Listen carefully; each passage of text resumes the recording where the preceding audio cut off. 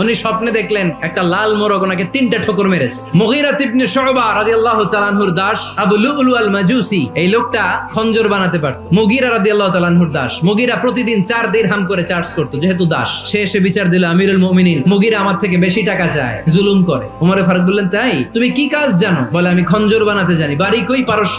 আরে তুমি খঞ্জর বানাতে জানলে তো 4 দিরহাম অনেক কম, সে তো আরো বেশি টাকা নেওয়া দরকার ছিল তোমার থেকে। আবু লুলুর এই কথা পছন্দ হয় নাই। সে কয়, ওমর, তুমি সবারে দয়া দেখাও আর আমার ক্ষেত্রে কঠিন নিয়ম বানাইলা, দাঁড়াও এই নিয়ম তোমার আমি দেখাবো। এই রাগে সে বাড়িতে যে একটা খঞ্জর বানালো। খঞ্জর চিনেন? কিছুদিন আগে ওমানের সুলতান কাবুস ইন্তেকাল করেছে, জানেন আপনারা? ওনার এই কোমরের মধ্যে খঞ্জর থাকতো, ছবিতে দেখছেন? আরব শায়েখ যারা সুলতান আমির, সে বাসায় যে একটা খঞ্জর বানালো, যেই খঞ্জরের 2 মাথা আর ধরার হ্যান্ডেলটা মাঝখানে, এদিকেও ছুরি এদিকেও ছুরি, যাতে এইভাবে মারা যায়। সে ধার দিতে লাগলো আর বললো, ওমর দাঁড়াও, তোমার আমি দেখাবো। ওমরে ফারুক মসজিদে নববীর ইমাম, ফজরের নামাজের সময় এই আবু লুলু আল মাজুসি চাদর পরে লুকিয়ে লুকিয়ে, সে অগ্নি উপাসক, মুমিন নয়, ওমরে ফারুককে অ্যাটাক করার জন্য গেলেন। তখন ওনারা অন্ধকারে নামাজ পড়তো। নামাজের সময় যখন হলো, লুকিয়ে লুকিয়ে প্রথম কাতারে ওমরে ফারুকের পিছনে মুয়াজ্জিনের পাশেই দাঁড়ালে, হাতে খঞ্জর, একামত হলো। ওমরে ফারুক সালাত শুরু করলেন, ফজরের সালাত, আল্লাহু আকবার শুরু করলেন, সূরা ফাতিহা বললেন। আরেকটা সূরা যখন পড়তে যাবেন, in the mean time Abu Lulu এই খঞ্জর নিয়ে ওমরে ফারুকের বুকের মধ্যে 3টা স্টেবিং করলেন। একটা মারলেন নাভির নিচে,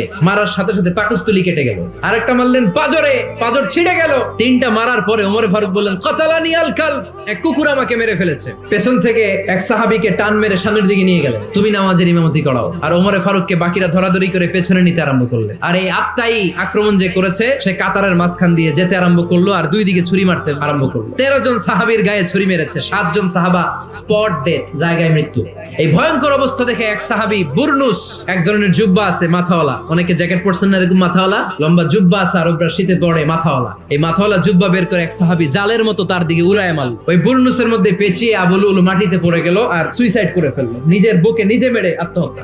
যেই সাহাবীকে ইমামতির জন্য দাঁড় করালেন, উনি ছোট্ট সূরা দিয়ে প্রথম রাকাতে সূরা আল কাউসার, দ্বিতীয় রাকাতে সূরাতুল ইখলাস দিয়ে নামাজ শেষ। ওমরে ফারুক বেহুশ, সবাই কান্নাকাটি করতেছে, সবাই দেখতে গেলেন, এখন হুঁশ ফিরে না। মুখের মধ্যে, মুখ খুলে রাষ্ট্রের চিকিৎসক মুখের মধ্যে দুধ দিলেন, ওই নাভি দিয়ে দুধ বের হয়ে যায়। তারা বললো, ওনারে বাঁচানো সম্ভব না, দেখেন হুঁশ ফিরে কিনা। হুঁশ ফিরলে ওনার পরে কে আমির হবে, উনি যেন প্যানেল ঠিক করে দিয়ে যায়। সবাই তাকিয়েছে ওমরে ফারুকের চোখের দিকে। আল্লাহর মেহেরবানিতে ঘন্টা খানিক পরে উনি চোখ খুললেন। চোখ খোলার পরেই বলেন নাই, ও মা আমি মরে যাই। চোখ খোলার পরে উনি বলেন নাই, কে মারলো আমারে। চোখ খোলার পরে উনি বলেন নাই, আমার পরে নেতা কে হবে। চোখ খোলার পরে সর্বপ্রথম কথাটি ছিল, আসল্লান নাস, আমার নেতৃত্বে যে ফজরের নামাজটা শুরু হয়েছিল, এটাকে ঠিকমতো তোরা পড়েছিলি?